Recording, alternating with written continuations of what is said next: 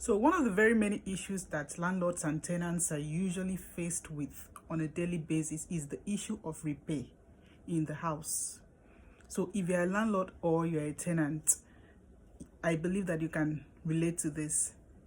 Who is responsible for taking care of this repair or that repair? You know, you just moved into a house, and that's for the tenants. You move into a house and after some time, something spoils, and then you are contemplating or you are confused about who is going to repair that, whether you are the one that is responsible for that repair or it is your landlord. That's another issue. So we are going to talk about that in this video.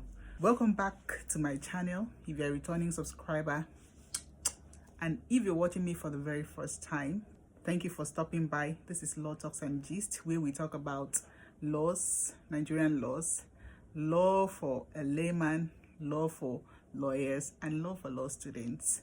And we also discuss other contemporary issues, and we gist about our daily life experiences.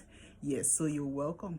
Kindly hit the subscribe button, turn on the notification bell so that you can be notified each time I upload a new video. And please do well to drop some comments, ask me questions. I'm always here to answer.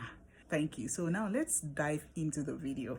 So what determines who is responsible for a particular repair in the house is the tenancy agreement. Yes. So that tells you how important a tenancy agreement is.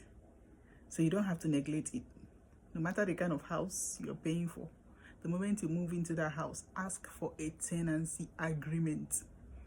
A tenancy agreement will spell out all the obligations. It will divide the duties. It will state who is responsible for this or that. So if the tenancy agreement stipulates that it is the landlord that is responsible for this repair, then it is the landlord. If it is stated that it is a tenant that is responsible for this, then it is a tenant.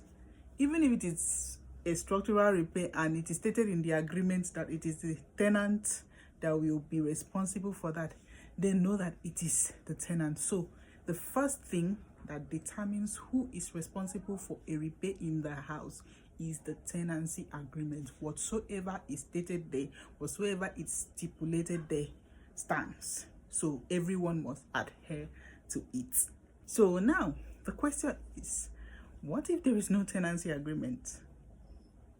Because there are a lot of, like, in my few years of practice, I have encountered some of those kind of issues where a tenant will say, oh, there was no tenancy agreement.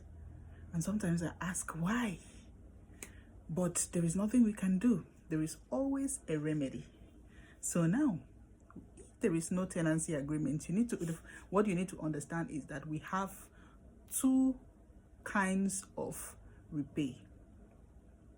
We have the structural repair, otherwise known as the external repair, and we also have the internal repair. What are the structural repairs?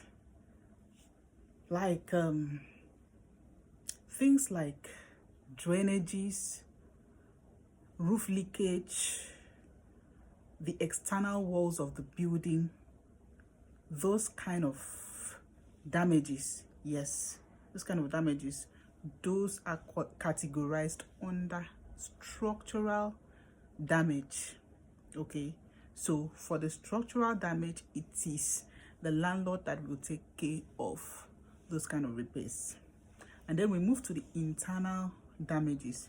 Internal damages are things like door handle. A door handle has spoiled, the tap is leaking, the kitchen cabinet is faulty and you have to fix it.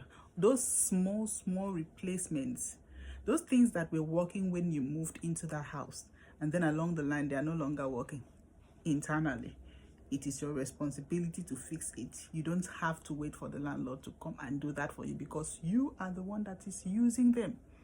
But please take note that even when the landlord is responsible for structural repairs, and internal repairs is your responsibility as a tenant, this does not mean that you should go and damage something maliciously and say, oh, it is the responsibility of the landlord, my landlord is going to repay. No,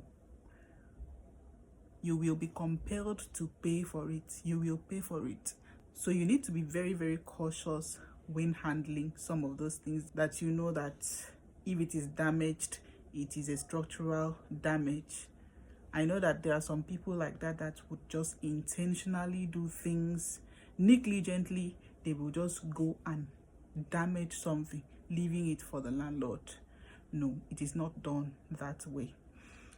And then another thing I also want you to understand is that there are some structural repairs too that can be repaid by both the landlord and the tenant. Yes, that's another issue entirely. Something like pumping machine. Yes, it is supposed to be the responsibility of the landlord, but in a number of cases, tenants have been made to pay for them because they are the ones using it. Especially if the landlord is not living with you, please understand that you are the one using it. And sometimes the landlord does not even know how you tenants handle the property, the pumping machine. So if it spoils, be the one responsible for repairing it because you are the one using it. Thank you so much for watching. See you in our next video.